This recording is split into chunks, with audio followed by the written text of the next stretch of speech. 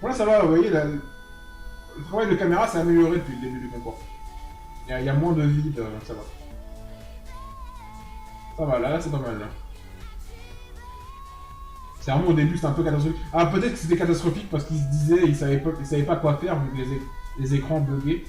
Donc du coup, ils ont dû demander à la production qu'est-ce qu'on fait en panique. Quoi. Ils ont dû paniquer parce que c'est même un truc qui n'est pas arrivé en jury final, les écrans qui buggaient lors de l'opening act. Donc ils ont dû vraiment paniquer au niveau des plans de caméra. Peut-être pour ça d'ailleurs. Là, ils chantent un remix pseudo-électro de Start, en playback évidemment. Bon, évidemment non, mais ça aurait été bien qu'elle chante ça en live.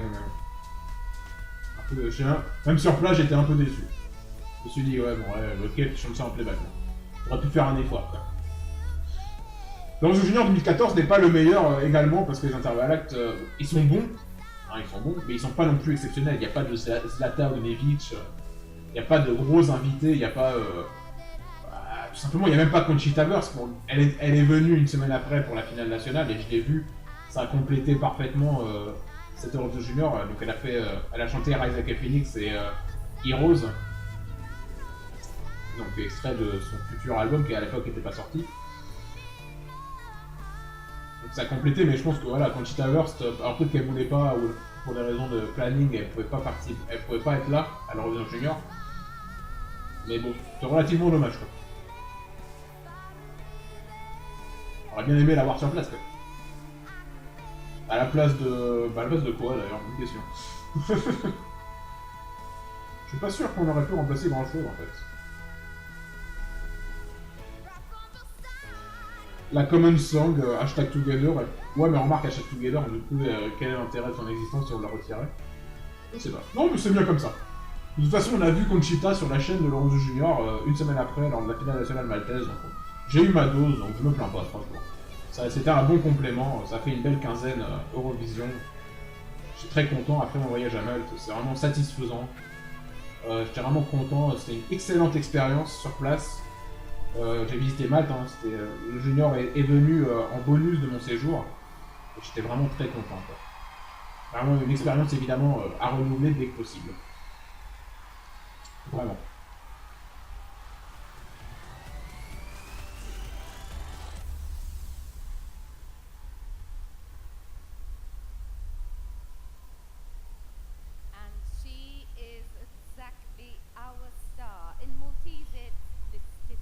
Donc là on voit une séquence maintenant qui n'a pas été diffusée, enfin aussi qui a été diffusée mais qui a été diffusée raccourcie lors de la jury finale. Et tant mieux parce que même je trouvais ça déjà assez long à la jury finale et là ils l'ont encore allongé. Donc clairement, si Conchita Wurst était invitée, c'est clairement cette séquence qui serait passée à la trappe je pense. Parce que là c'est des coulisses de l'enregistrement des postcards, ça n'a aucun intérêt. Donc, vraiment quoi. Donc vraiment si un intervalle que tu aurais pu être mis à la place. Quoi. C'est vraiment voilà quoi.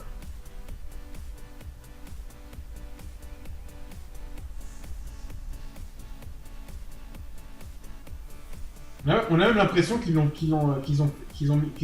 montré les mêmes séquences deux fois. Peut-être une impression.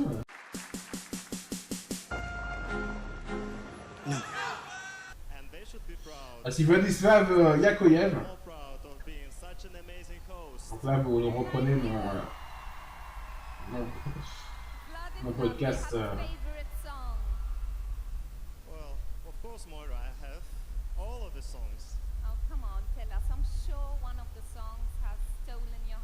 Ah, il est stressé quand même, Vladislav. C'est un mec irréprochable dans l'organisation.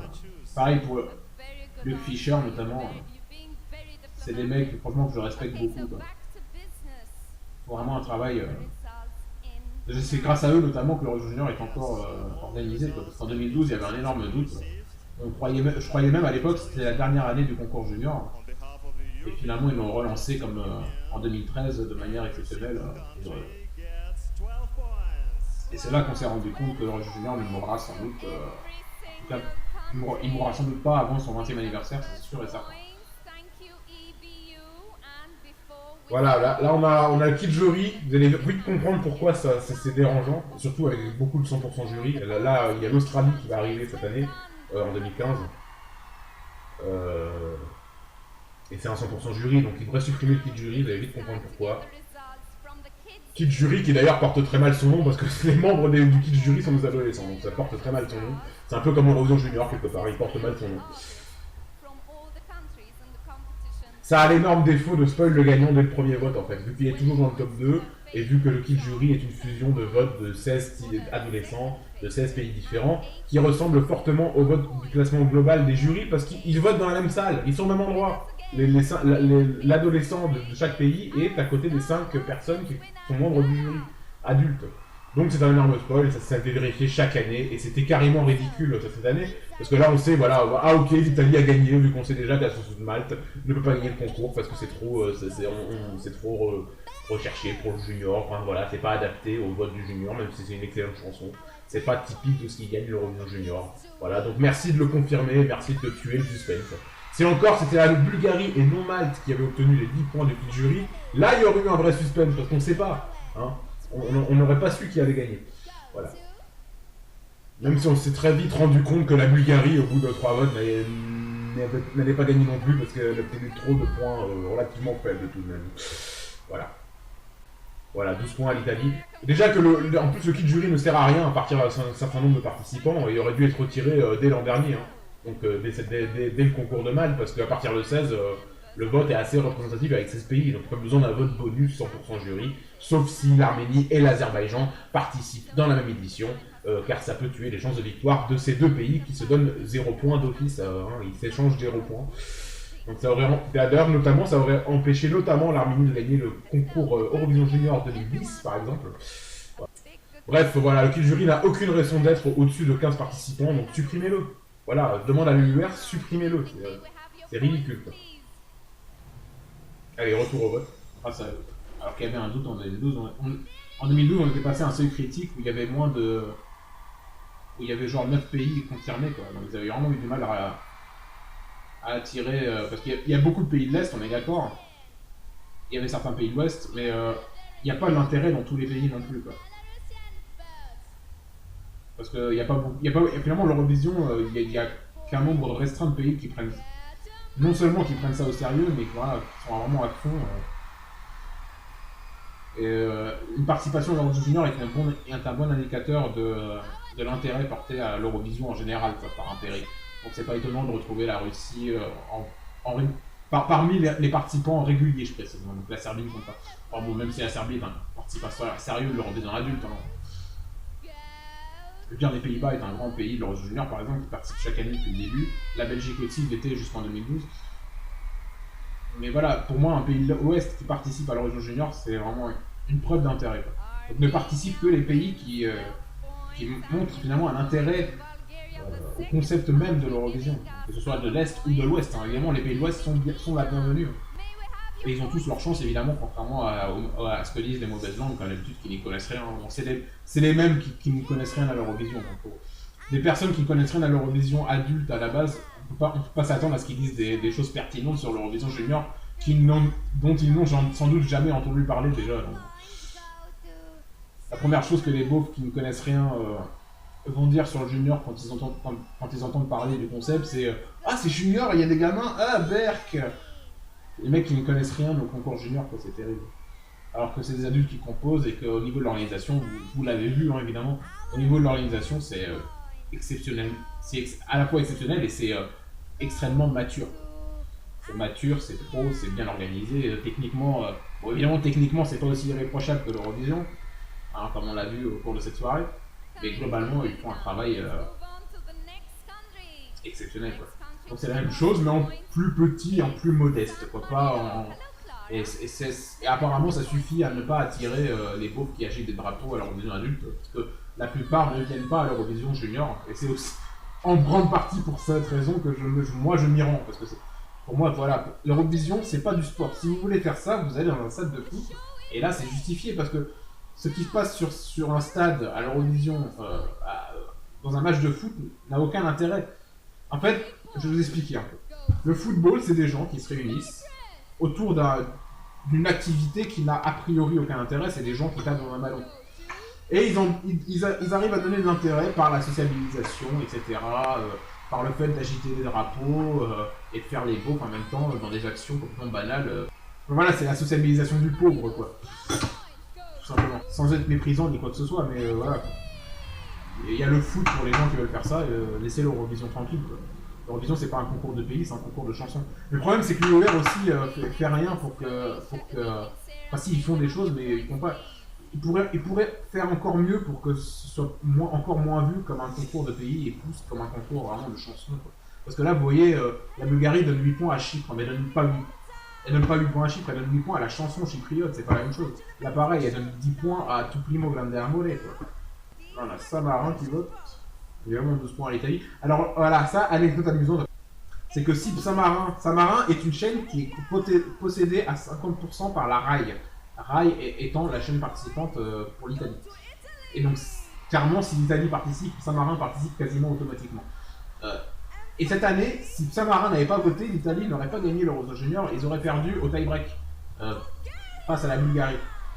Donc quelque part, on peut exagérer en disant que l'Italie, enfin la RAI finalement, a payé sa victoire entre guillemets, mais non.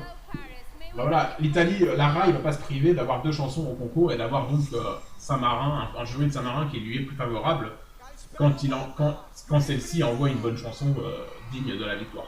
C'est pour ça que les gens, moi je comprends pas les gens qui disent oui Samarin participe, est-ce que Samarin participera, mais couillon, Samarin c'est 50% de la RAI, les frais de participation sont dérisoires pour Samarin, alors que pour l'Italie ils sont déjà plus élevés parce que c'est un pays du Big Five, même s'ils payent pas autant qu'un pays du Big Five parce qu'il n'y a pas le concept du Big Five à l'Eurovision Junior, mais voilà, mais il y a très peu d'argent à ajouter pour avoir une deuxième chanson au moins à 75% en italien au concours junior. La RAI a 2 chansons au concours junior sur 16, donc proportionnellement c'est hyper rentable pour eux parce que ça leur donne un argument pour que les gens regardent, quoi. Au-delà même d'avoir des points automatiques gratuits, quoi. Ce qui n'est pas toujours le cas parce que c'est un jury Samarin, donc parfois ils donnent 0 à l'Italie quand ils envoient une mauvaise chanson, ou quand ils estiment qu'ils envoient une mauvaise chanson, comme par exemple en 2014 Samarin n'a pas donné un seul point à l'Italie à l'Eurovision 2014 pour Emma Malone la Mia Chita.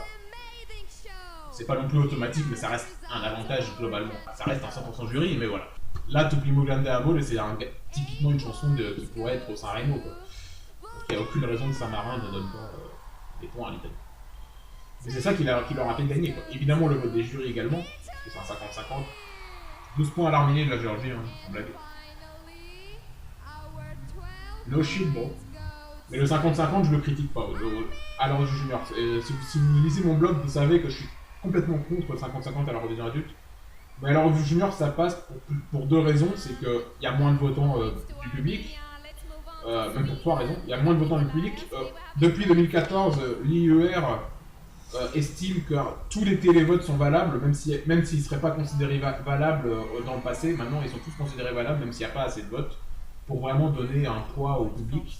Et donc maintenant, le 50% jury est une vraie contrepartie à ça, quoi, parce que avant, des votes non valides auraient donné lieu à un vote 100% jury, alors que maintenant c'est quasiment forcément 50-50, sauf si vraiment il y a un gros problème au télévoting.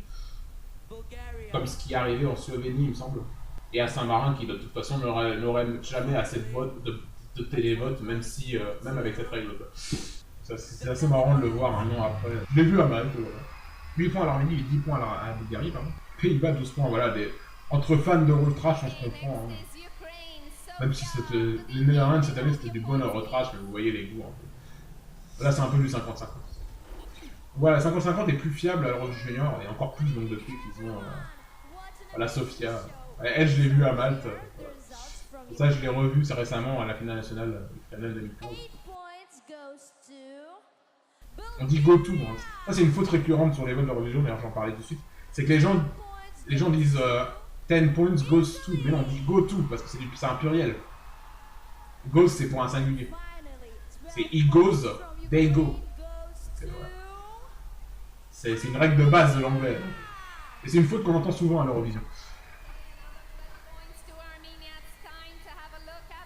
Une grosse erreur de pronom personnel et de grammaire ici.